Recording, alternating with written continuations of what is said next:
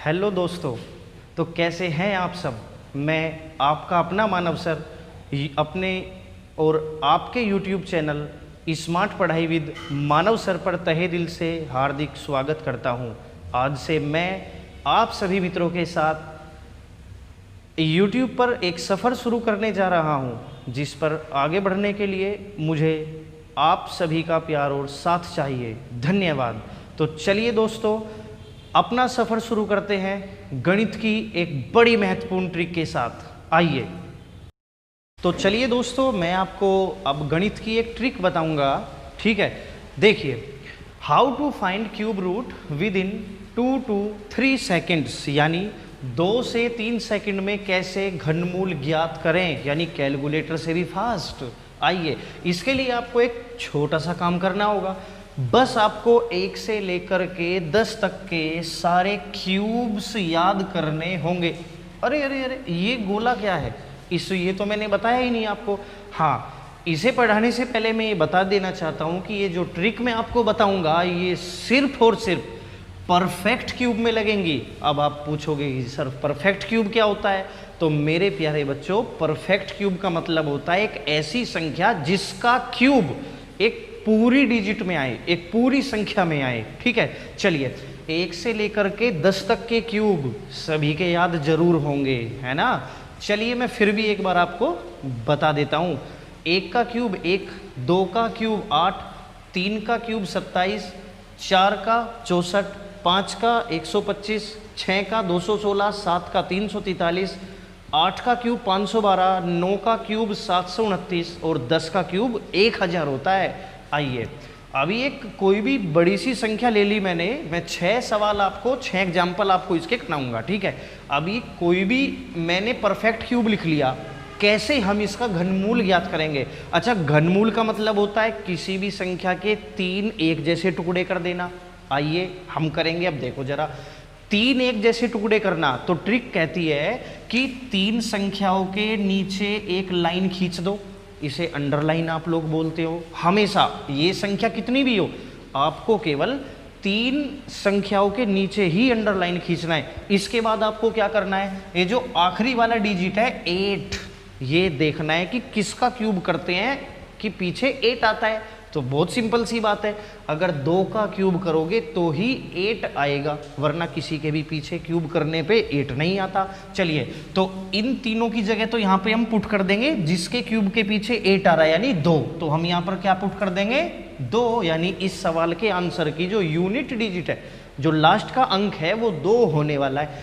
इसके बाद 3 अंक बचेंगे, 2 अंक बचेंगे या 1 अंक बचेगा, उसका क्या करना है? तो देखिए, अब सिर्फ हमें ये देखना है कि जैसे ये 140 है, ये किस किस के क्यूब के बीच में लाई करता है। तो देखो, ये जो 140 है, ये आपका 125 और 216 के बीच में लाई करता है। अब छोटी संख्या 5 है, यहाँ पे 2 संख्या, एक तो 5 और एक 6, दोनों में से छोटा लिख दो। छोटे वाला 5 है, तो यहाँ 5 लिख दीजिए। ये रहा आपका आंसर, है ना? सिंपल दोस्तों।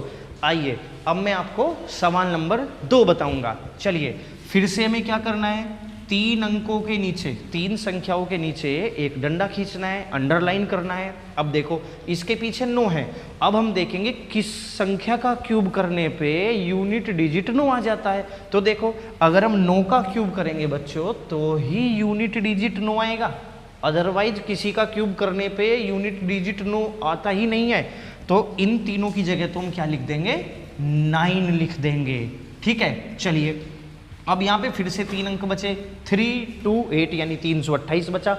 अब देखेंगे कि 328 किन 2 संख्याओं के क्यूब के बीच में लाई करता है। तो जो 328 है दोस्तों, वो 216 और 343 के बीच में लाई करता है। छोटी संख्या 6 लिख दीजिए, तो यहाँ पर आप 6 लिख दो, यानी इन तीनों की जगह तो 9 आ जाएगा, इन तीनों की जगह 6 आ जाएगा। ये रहा आपका आंसर। वेरी सिंपल, है ना दोस्तों? चलिए, आइए एग्जाम्पल नंबर 3।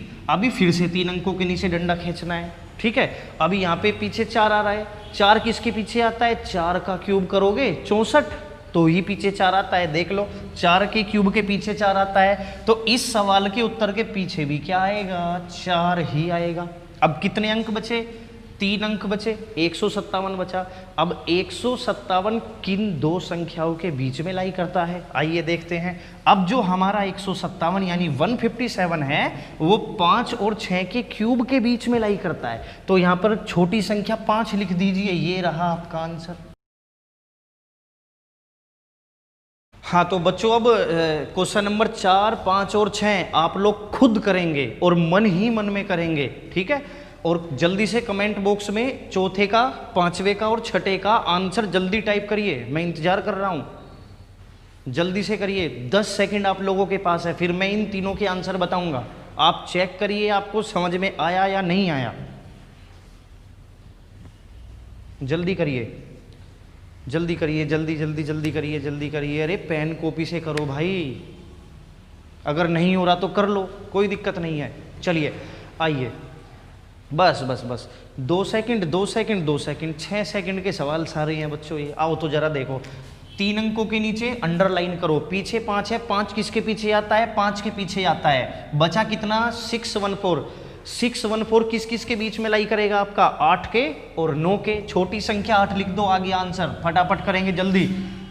571 के पीछे 1 है, 1 का क्यूब करते हैं तो ही पीछे 1 आता है। बचा 753। 753 किन दो के बीच में लाई करेगा, 9 के और 10 के बीच में लाई करेगा। तो यहाँ पर छोटी संख्या 9 लिख दीजिए, आगे इसका आंसर 91।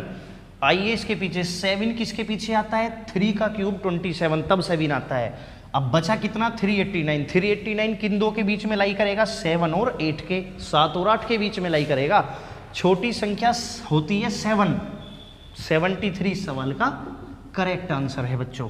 तो मैं आशा करता हूं कि आप सभी दोस्तों को ये ट्रिक जरूर पसंद आई होगी और समझ भी आई होगी।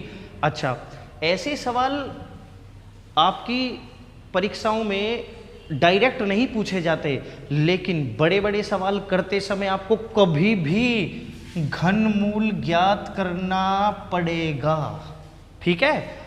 तब ये ट्रिक आपके बहुत काम आएगी, है ना। तब 2 सेकंड में आप लोग ट्रिक से आंसर निकाल पाओगे। तो मैं आशा करता हूँ आप सभी को ये वीडियो बहुत पसंद आएगी और ये हमारे चैनल की सबसे पहली वीडियो है। तो मैं आशा करता हूँ आप सभी लोग ज़्यादा से ज़्यादा कमेंट करें, शेयर करें और इस चैनल को सब्सक्राइब करें। धन्यवाद।